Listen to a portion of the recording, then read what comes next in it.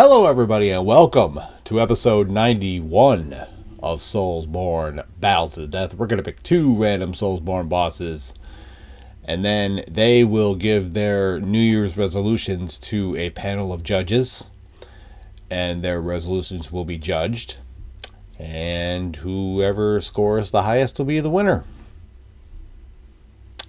For the record, I do not believe that people's resolutions should be judged, and good on anybody for making resolutions and trying to make better of their life, even though most people, including myself, who make resolutions don't usually last more than a couple weeks, but that's neither here nor there. But these are SoulsBorne bosses, so who cares? Who cares about their feelings? They don't care about our feelings. Like, seriously? Do you think the One Reborn cares about our feelings when it comes to anything, really? So I think we can just put them on the spot in this one, and just, they can deal with whatever I put in their path. You're just going to have to deal with it. I'm the boss, so they're just going to have to deal with it. All right. The battlefield has been cleared. It can house any and all SoulsBorne bosses, and it has housed all of them at least once in a SoulsBorne Battle Royal that took place some months ago. And, yeah. There are pretty close to 100 bosses in this little generator that I've created, and some special spots that can create some fun and interesting scenarios. So we are going to stop this wheel, and we are going to see who the first participant is going to be on this episode 91 of SoulsBorne Battle to the Death.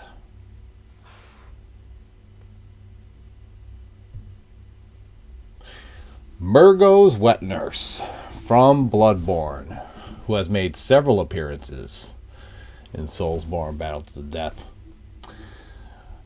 Murgo's Wet Nurse is certainly unique. I mean, so many bosses in the SoulsBorne universe are unique. Calling them unique is almost not even a unique thing to say. But Murgo's Wet Nurse is unique by SoulsBorne standards, I think.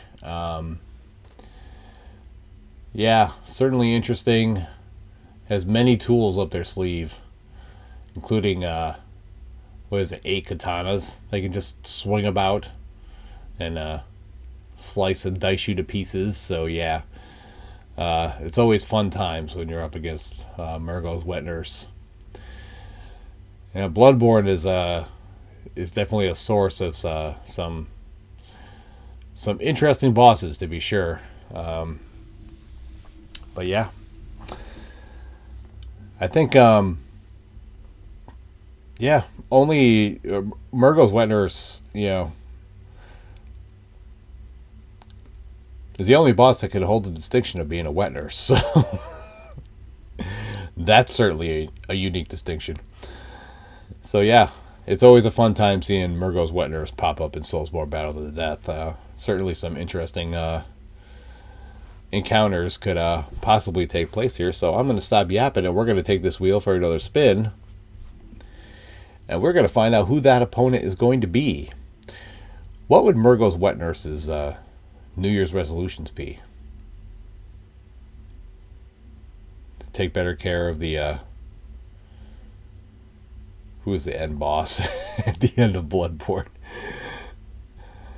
I don't know. I can't even remember who's Murgo's Wet Nurse is. The Wet Nurse. I don't know. The story of Bloodborne escapes me. I don't know.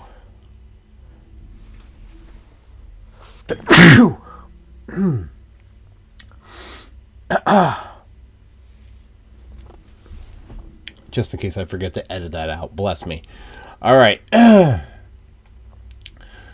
We have Murgo's Wet Nurse in one corner of the battlefield. I would not want to be standing across the battlefield from Murgo's Wet Nurse. I'm just saying that right now. Or in a dark alley, for that matter. That would really suck. All right. We have Murgo's Wet Nurse on one end of the battlefield. And on the other end of the battlefield, man, I really can't speak tonight. We have...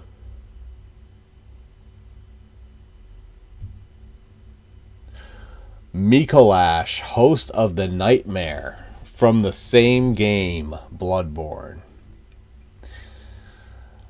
Ooh, boy. Wow, this is an interesting fight. This is a really interesting fight. Wow, I'm analyzing it right now, and I kind of want to give you my feelings, but that's saved for the verdict section, so I'm not really, supposed to say anything. My legal team goes nuts when I do that. Yeah, this is definitely a different kind of fight, and not one I would have ever envisioned. I just never would have thought of having a fight like this. But that's what Battle to the Death is for, to create scenarios like this. So, we can all discuss it. So that's kind of interesting. All right, Murgo's Wet Nurse against Mikolash, host of the Nightmare. We are going to go to the contractually obligated bio, so let's have a look at Murgo's Wet Nurse. Murgo's Wet Nurse, you'll be shocked to find, is a wet nurse of the infant Murgo, who is the source of the Nightmare of Mensis. There's really not a whole lot of lore on him/her, but she does have 6 skeletal arms and 2 broken wings or whatever, which I guess indicates that he or she is a different race than what they pretend to be. And each one of those 6 skeletal arms eventually has a katana in them. So that just makes this fight even more fun. Mikolash, host of the Nightmare, was apparently at one time a former student of Byrgenwerth, and apparently he went insane after contacting the Great Ones using the Mensis cage. He implies that he is aware of the dream world. According to the Bloodborne fandom wiki, a popular theory about the Nightmare of Mensis, and Mikolash in particular, is that all beings found in the Nightmare are people that attempted to make contact with the Great Ones. The Mensis cage placed on one's head traps the thoughts of the bearer, and upon their death are immersed into the dream as themselves or other freakish incarnations. If and when you find a way to kill Mikolash, and it is a very difficult task, I assure you, his death quote, "Now I'm waking up! I'll forget everything!" This seems to give fuel to this theory, because it explains that his consciousness exists only in the Nightmare, and that upon being freed he will awake to find only his own corpse, which is freaking terrifying. Now, I have said earlier that Mikolash is an extremely annoying boss, and for those that are unaware, the reason for this is because when you first face Mikolash, you have to chase him around this level over and over and over again, and if I remember correctly, land a couple of shots, and then eventually he will seek refuge in this one room, and then you have the actual boss fight. This is not to mention the skeletons that are lying in wait around various parts of the level to take cheap shots at you, and this is also very annoying. When you do come face to face with Mikolash finally, he is a very, very tough opponent, and he has many, many tricks at his disposal. He can cast a Call Beyond, which is an AoE spell that causes a considerable amount of damage. The Augur of Ebrietas is a straightforward attack, but it also deals considerable damage, and if it hits you, yeah, you will be feeling the pain of that, I assure you. The bottom line is, Mikolash is a pain in the ass because you have to chase him around this level, as I said earlier. It's annoying to have to chase him all over the place, and then when you do finally catch him, he's a pain in the ass to fight too.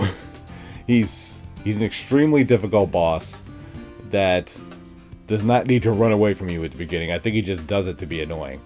So I think that really kind of sums up the boss Mikolash, host of the Nightmare. I think what most people remember about him is having really to chase him all over the, this kind of maze, I guess, that you're in, and then once you get in the room with him, I think people remember the fight too, but people more remember the fact that you have to catch him first, and that's it's aggravating. It is aggravating for sure. And but Mikolash is certainly not an enemy to be taken lightly, and he can certainly hold his own against virtually any boss in SoulsBorne Battle to the Death.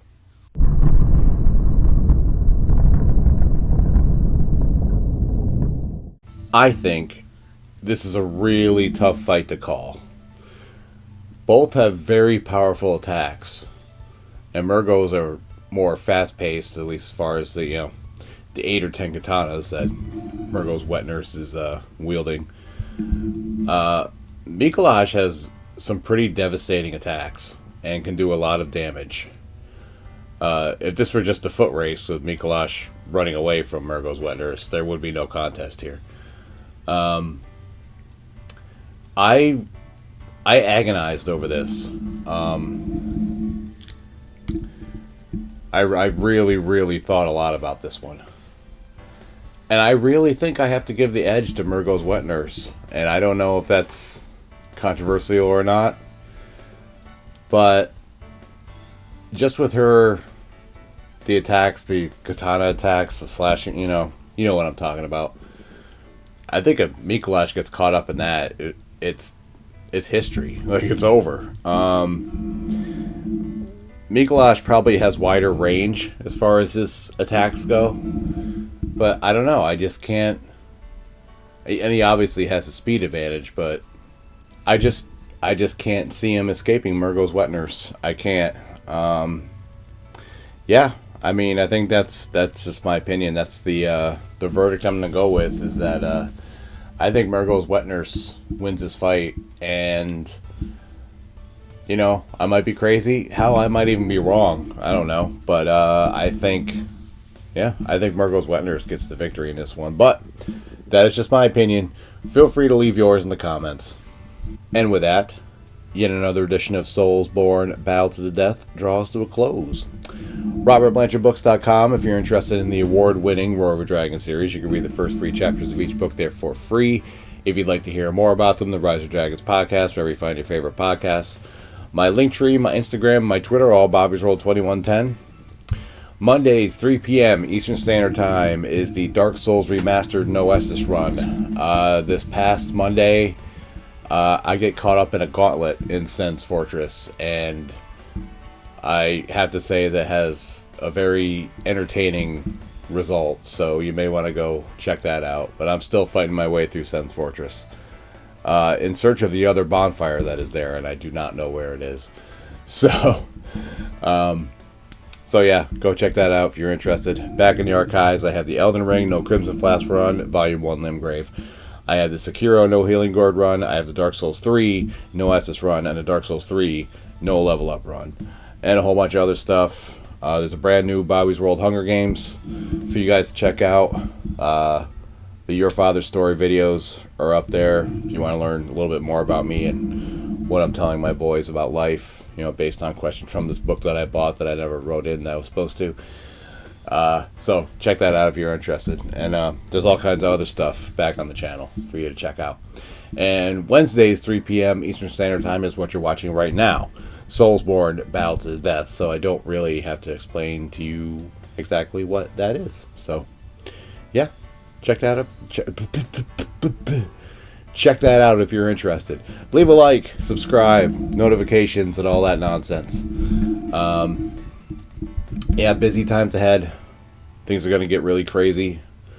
But I'm going to keep pushing out content because I love doing so. And, the love and support I get from you guys is very, very helpful in that. So, yeah, there's still, there's a thank you video up from a few weeks ago if you want to check that out too. I really appreciate the love and support. It means a great deal to me. And I also want to shout out my friends Ollie and Nick, who I recently turned on to the channel. Every time they come in the store now, we're always talking about it, so that's very cool. I like to get new people interested in the channel, and it's just a cool thing when new people take to your content and they're just interested to see what you're going to do next. So, yeah, that's always a very, very awesome, rewarding feeling. So, That is pretty much it. I hope everyone had an amazing New Year's. I hope 2026 is what you are dreaming of it to be. I know there's a chance for me it's shaping up to be maybe the biggest year of my life. I don't know. We'll see. Depends on how things go. But, it is what it is. I'm just going to keep working hard and let the chips fall where they may. So, yeah. That's pretty much it. I love you guys. I hope you guys have an outstanding week. Be well, stay safe, and as always, it's Bobby's World, and you're all just living in it. See you for live, y'all. Bye. Hey, boss. Yes, Courtney. Mrs. Anderson called. She wanted to order several copies of your books for family and friends. Oh, that's amazing. Get some ordered, have them sent over to me, and I will sign them for her. I really appreciate it if you could do that for me. I didn't know you were an author. You did. Courtney, you've been with me for like 2 years now, and we've talked about it fairly constantly, and there's an ad at the end of every one of these videos. Well, that doesn't mean that I listen to everything you tell me. Are the books any good? Well, readersfavorite.com said that its intensity rivals that of the Game of Thrones series.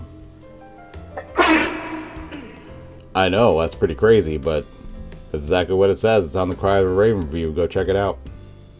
Well, that's pretty cool. What are the books about? It's about a soldier who gets exiled for saving a baby dragon, and later he's killed, and he wakes up 3,000 years later with strange powers, and he's watched over by the very same dragon. And the world has been overrun by evil, and he now must travel back in time to stop the evil that started in his own home country. Wow, that sounds interesting. How can I get copies of the books?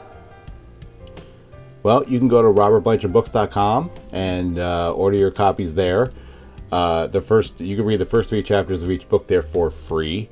And if you want to hear more about them, you can listen to the Rise of Dragons podcast. You have a podcast too? You know what, Courtney? You are doing such an amazing job that I think you are due for a raise. How does that sound? Oh my gosh, that's so awesome. Thank you, boss. You bet. Too bad the raise is going to be when I raise a water balloon over her head and just... Maybe I'll wait until her mom calls. I think she'll find that pretty funny. Go to robertblanchardbooks.com right now and get your copies of the series that got 3 5-star reviews from readersfavorite.com, 3 Author Shout Recommended Reads Awards, and 2 Literary Titan Silver Awards. You can read the first 3 chapters of each book there for free, read more reviews, short stories, and much more. And if you want to hear more about them, you can listen to the Rise of Dragons podcast wherever you find your favorite podcasts.